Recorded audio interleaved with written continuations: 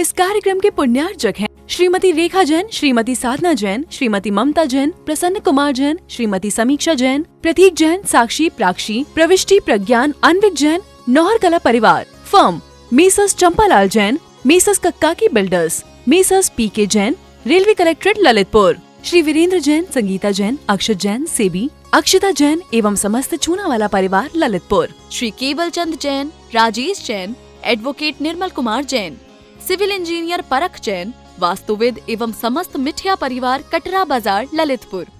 दया भावना foundation, जिसके नाम में ही छिपा है दया का स्वरूप, जिसके अंतर्गत आचार्य श्री विद्यासागर जी महामुनिराज के मंगल आशीर्वाद एवं मुनिश्री 108 अविचल सागर जी महाराज की पावन प्रेरणा से संचालित हो रहा है भारत का सर्वश्रेष्ठ आचार्य विद्यासागर गौ उपचार अस्पताल एवं भगवान श्री राम पक्षी उपचार अस्पताल।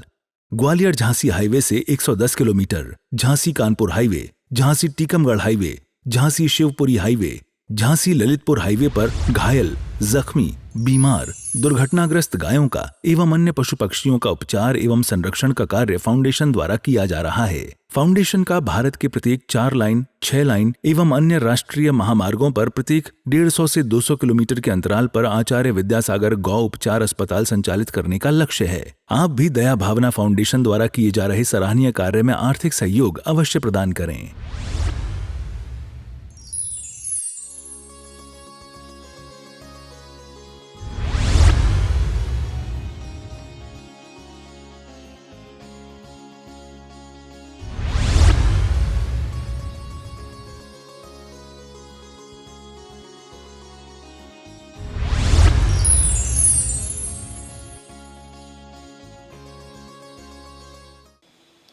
हम ऐसे ही है, हम पता नहीं ऐसे क्यों हैं।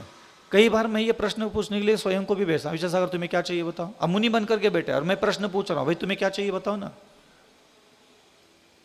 आप एक बार बोल के देख लो, मुझे मोक्ष चाहिए, बोलो। हाँ, आप जो अपनी वाणी से बोल रहे हो मोक्ष चाहिए, क्या इसके लिए आपका दिमाग, आपकी बुद्धि, आपका साथ दे रही है? बस ये बात होती है। आप एक बार चेक करो अंतरंग जगत में जा करके कि आपको आखिर चाहिए क्या। आप सही सही देख लो एक बार। आपका मन आपके आत्मा के साथ ऐसा खेल रहा है ना अनंत काल तक, आपको नहीं पता। आपको ऐसा लगता है ये सास खेल रही है, ससुर खेल रहा है, पति खेल रहा है, पत्नी खेल रही है, जेठानी देवरानी हमारे जिंदगी के साथ खेल रहे हैं, ये ऐसा मन कहता है। हकीकत में आप जाके देख लो, आपका मन सिर्फ दिन भर आपको घुमाता रहता है, भटकाता रहता है, नाना प्रकार के लोगों को दुश्मन, मित्र या अपना या पराया, ये यही खेल खेलता रहता है। ये तुम्हें दिन भर ज्ञान आत्मा को यही देता रहता है। तुम एक बार बैठ करके उसको प्रश्न पूछना चालू करो। कभी तुम अपने मन को ना प्रश्न पूछो, आखिर तुम्हें क्या चाहिए बताओ, चल आज बता ही दे। हाँ, हे मन तुम्हें क्या चाहिए बताओ। हड़बड़ा जाएगा। उसको क्या है, बस में बैठ गया तो बगल की स्त्री चाहिए, बगल का पुरुष चाहिए, बगल में बैठ गया बगल वाले का मकान जैसा अपना मकान चाहिए, कहीं ठेले पे चले गए उसकी जैसी कचौड़ी बनाने वाली लुगाई चाहिए। हम हर पल मन हमें यही गुलाटी गुलाटी गुलाटी गुलाटी गुलाटी मारता रहता है। दिन भर ये चाहिए, वो चाहिए, ऐसा चाहिए, वैसा चाहिए, इतना चाहिए, उतना चाहिए। ये चाहिए चाहिए चाहिए चाहिए चाहिए शब्द ही तो दिमाग में रहता है 24 घंटे। और आप जो मन बोलता है आपको ये चाहिए, वो चाहिए, ऐसा चाहिए, वैसा चाहिए, इतना चाहिए, उतना चाहिए, अब नहीं तब चाहिए, ये सारे चाहिए शब्द बोलने वाले उस मन को पूछो तो एक बार लिस्ट बना के दे दे कि तुझे पूरी जिंदगी में क्या चाहिए। बना दो एक बार लिस्ट, एक बार बना दो, कोई बात नहीं। पति चाहिए, पत्नी चाहिए, पैसा चाहिए, मान चाहिए, सम्मान चाहिए, प्रतिष्ठा चाहिए, ऐश्वर्य चाहिए, और बिल्कुल जब तक ना मरूं तब तक मुझे अमीरी चाहिए। लिख लो ना एक बार, लिख लो, इसमें कौन सी बड़ी बात है। एक बार लिख लो तुम्हें क्या क्या चाहिए, तुम्हारा मन क्या क्या मांगता है, एक बार लिख लो कागज पे। और लिख करके उसी मन को पूछो कि अब ये कैसे प्राप्त किया जाए, ये रास्ता भी तुम ही बताओ। समझ में आ रहा है? आपको जो चाहिए ना उसका रास्ता भी उसी मन से पूछो, और वो थोड़ा संबर रखो, धीरे धीरे समय के साथ वो आपको सारे रास्ते बता देगा। तुम्हें तुम्हारे मन को जो जो चाहिए ना वो रास्ता भी वही बता देता है, कहीं बाहर से आता नहीं रास्ता कोई। इसीलिए आप लोगों के चेतना शक्ति में, बौद्धिक प्रणाली में परिवर्तन नहीं आया। पहली और आखिरी चाहत क्या हो सकती है, तो कोई जवाब नहीं देता मन। इसीलिए यहाँ आप लोगों को कि जब से तुमने जन्म लिए तब से तुम सिर्फ जो जाना, जब से तुमने जन्म लिया है तब से क्या जाना? आपको पता है आपने क्या जान लिया है इतने साल से यहां जन्म लेकर के? मैं कितना दुखी हूं। इतने साल आप हो गए धरती पर, इतने सारे अच्छे बुरे सही गलत सारे कर्म हो गए, इतना शास्त्र पढ़े, इतने भगवान देख लिए, इतना सारा जीवन का अच्छा बुरा कटु अनुभव से गुजरे, और क्या जान लिया? हा? मैं कितना दुखी हूं, बस इतना ही जान लिया। आपने कभी जानने की कोशिश की? मैं यहां पिछले 1.5-2 महीने से हूं, अविचल सागर कितना दुखी है, कभी जानने की कोशिश की? किसी ने भी जानने की कोशिश की हो तो बताओ। महाराज आपने बताया नहीं। मैंने नहीं पूछा कि सुना क्या नहीं सुना मैं कितना दुखी हूं, मैंने ये पूछा क्या तुमने कभी जानने की कोशिश की क्या कौन कितना दुखी है? कभी आपके दिमाग ये जानने की इच्छा रखता है?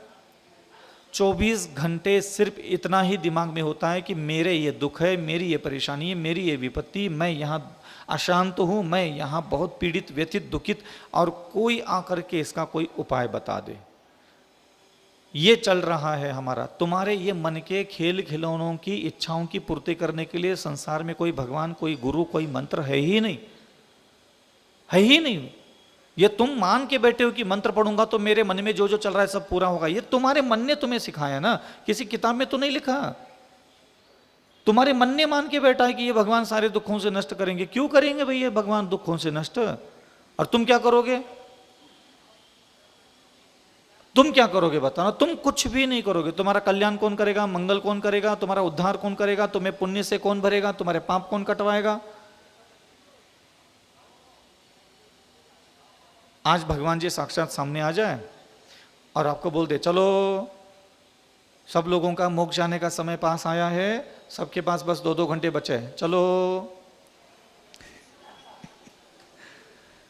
चलो सब लोग 2 घंटे के अंदर मोक्ष मिले। 2 घंटे के बाद आपको मोक्ष मिलने वाला है।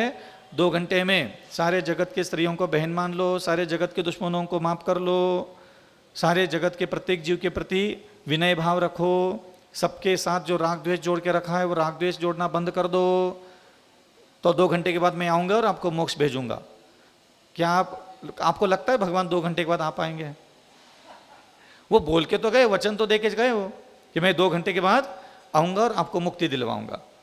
लेकिन 2 घंटे में आपको होमवर्क दिया उन्होंने। तो होमवर्क अगर पूरा होगा तो भगवान भी अपना काम कर पाएंगे, और होमवर्क पूरा नहीं हुआ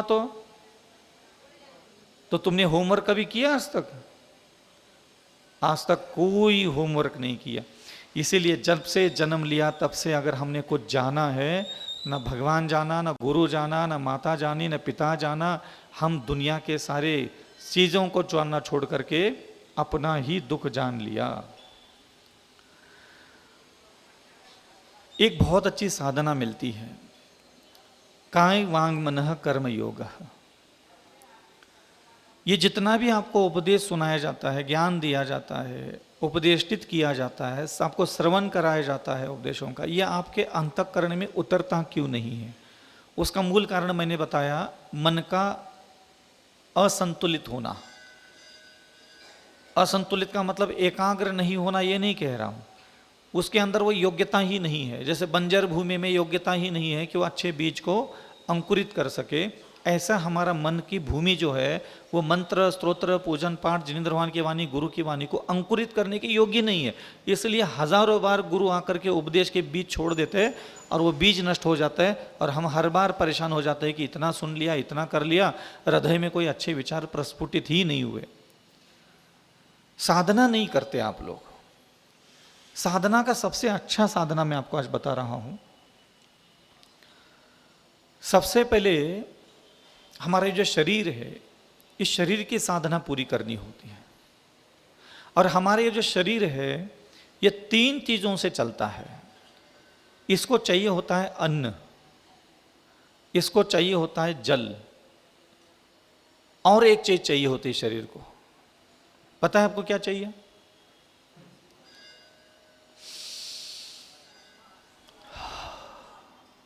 हवा। ठीक है, इस शरीर को अगर मैं 1 महीने तक 2 महीने तक अन्न नहीं दूंगा तो क्या मैं मर जाने की संभावना कितनी है मेरी? मैं शरीर को अन्न 1-2 महीने तक नहीं दूंगा, मैं जल दे दूंगा, हवा दे दूंगा, आपको लगता है मेरे प्राण छूट जाएंगे? ठीक है, मैं अन्न भी नहीं दूंगा और लगातार लंबे समय तक मान लीजिए मैं शरीर को पानी और हवा देता हूं, तो आपको लगता है मैं 1 आध घंटे में मर जाऊंगा? नहीं मर। तो अन्न अगर मैं 1 साल 2 साल 10 साल 20 साल 40 साल 50 साल भी शरीर को ना दूं और जल और हवा अच्छे से देता रहूं तो सालों तक मैं टिक सकता हूं। मैं जल भी छोड़ दूं, अन्न भी छोड़ दिया, जल भी छोड़ दिया, सिर्फ हवा दे रहा हूं, तो जीवित रहने की संभावना कितने महीने तक है? 1 महीना, 1.5 महीना, 2 महीना। 2 महीना महाराज हो गया, उतने में तो आप निपट ही जाओगे। ठीक है, और हवा देना बंद करूं तो मौत का समय कितना देर लगेगी? सबसे ज्यादा क्या जरूरी है? ठीक है, ये हवा ही हमारे अंदर नया जीवन पैदा कर सकती है। जिनेंद्र भगवान ने भोजन के बारे में बहुत सारी अच्छा ज्ञान दिया। पानी कैसा पीना चाहिए, छान के पीना चाहिए, गर्म पीना चाहिए, प्रासूक पीना चाहिए। पानी पीने की भी उन्होंने कला, विद्या, गुणधर्म, विशेषताएं बताई। कौन सा पानी, कहाँ का पानी, कैसे पीना चाहिए, ये भी भगवान ने हमें बताया। तो अन्न कैसा होना चाहिए, कितने दिन का पिसा हुआ होना चाहिए, कितने दिन का सिका हुआ होना चाहिए, रात्रि में पका हुआ, दिन में पका हुआ, 2 बार गर्म किया हुआ, 1 बार गर्म किया हुआ, मिलावट के साथ संयोजन करके भी बहुत सारे विधा उन्होंने भोजन के बारे में बताया। और एक प्रासूक भोजन की विधि उन्होंने हमें दी कि हम अपने शरीर में ये अन्न बहुत गुणवत्तापूर्वक शरीर में हम अन्न डालते रहे, एक विशिष्ट गुणवत्ता के साथ। पानी भी उन्होंने बहुत अच्छी विशिष्ट गुणवत्ता के साथ हमें शरीर में लेने के लिए ज्ञान दिया।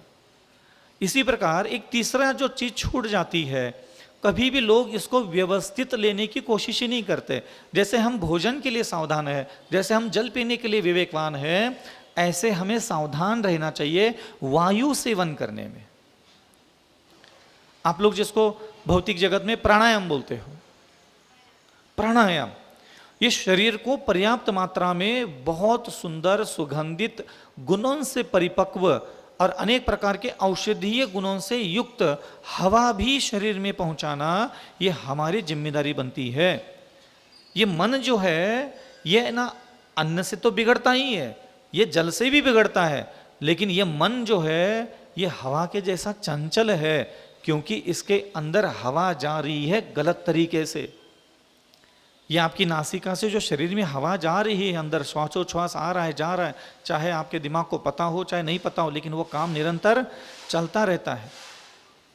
मुनि महाराज के बहुत सारे नाम हैं, यति है, ऋषि है, मुनि है, श्रमण है, तपस्वी है, साधु है, सन्यासी है, वैरागी है, अघोरी है, बहुत सारे नामों से साधु को पुकारा जाता है। इसमें एक नाम और आता है, पवन चालकः कुशलः।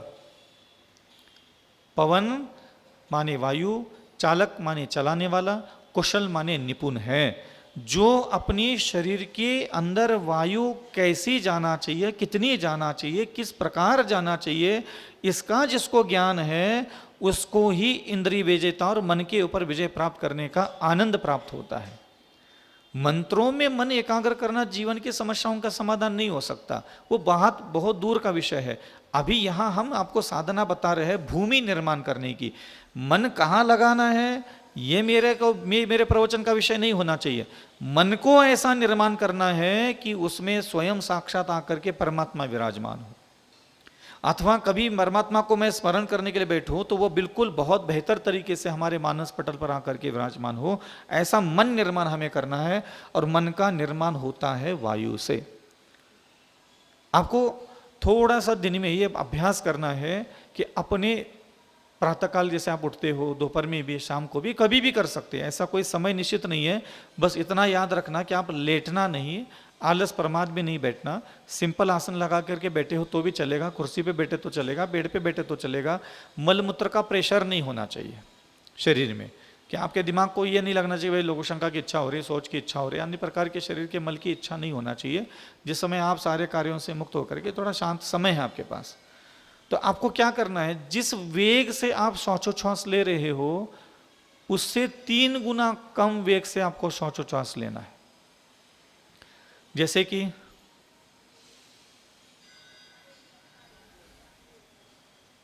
अभी मुझे ऐसा लगता है कि 1.5 सेकंड लगता है मुझे श्वासोच्छ्वास अंदर लेने में और श्वासोच्छ्वास बाहर निकलने में। 1 सेकंड 1.5 सेकंड का टाइम लगता है। आपको क्या करना है, इसको 3 सेकंड में अंदर लेना है और 3 सेकंड में बाहर छोड़ना है। शुरुआत में ऐसा करना। बैठे हैं, कहीं भी बैठे रहो, सीधा भगवान मंत्र स्तोत्र नहीं करो, पहले भूमि में हल चलाओ। किसान को अगर फसल उगानी होती है, अगले साल अपने घर में अनाज चाहिए होता है, तो सीधा बीज जाकर के मिट्टी में नहीं फेंकता। जहाँ बीज फेंकना होता है पहले उस भूमि को व्यवस्थित करता है, और आप लोग ये कभी करते नहीं हो। तो शरीर ये भूमि है, ये हड्डियाँ, ये मांस, ये भूमि है धर्म के लिए, भगवान के लिए। मन भी भूमि का काम करता है। ये भगवान मंत्र स्तोत्र चालीसा इस भूमि पर ये पल्लवित होते हैं, प्रस्फुटित होते हैं, इस पे अंकुरित होते हैं, और इसके लिए भगवान ने इसमें भोजन है, जल है, और तीसरा है हवा। ये हवा जो है इसके तरफ किसी का भी ध्यान नहीं है। वो ये सोचते हैं कि बस मन लग जाए, मन लग जाए, मन लग जाए। मन में गंदे विचार आ रहे हैं, गंदे विचार भी बहुत आसानी से नष्ट हो जाते हैं। आप बस इसका अभ्यास करना जरूरी है। ये एक दिन में नहीं होगा, ये समय लगता है, लेकिन जब आप इसके अभ्यासु हो जाओगे, दीर्घ समय तक आप इसका प्रैक्टिस करोगे, जरूर आपकी जो भूमि है, मन वचन और शरीर, ये तीनों चीजें आपकी उर्वरा भूमि अथवा उपजाऊ भूमि के रूप में परिवर्तित होगा। ऐसा मन वचन का पहले निर्माण तो करो जो भगवंतों की सत्ता में लीन हो सके। इस कार्यक्रम के पुण्यार्जक थे श्रीमती रेखा जैन, श्रीमती साधना जैन, श्रीमती ममता जैन, प्रसन्न कुमार जैन, श्रीमती समीक्षा जैन, प्रतीक जैन, साक्षी, प्राक्षी, प्रविष्टि, प्रज्ञान, अन्विक जैन, नौहर कला परिवार, firm messrs Champalal Jain, messrs Kakkaki builders, messrs PK Jain, railway collectorate Lalitpur, Shri Virendra Jain, Sangeeta Jain, Akshat Jain, SEBI, Akshita Jain एवं समस्त चूनावाला परिवार Lalitpur, Shri Keval Chand Jain, Rajesh Jain, advocate Nirmal Kumar Jain, civil engineer Parakh Jain, वास्तुविद एवं समस्त मिठिया परिवार कटरा बाजार ललितपुर। क्या आप वास्तुशास्त्र के अनुसार अपने घर का काम कराना चाहते हैं?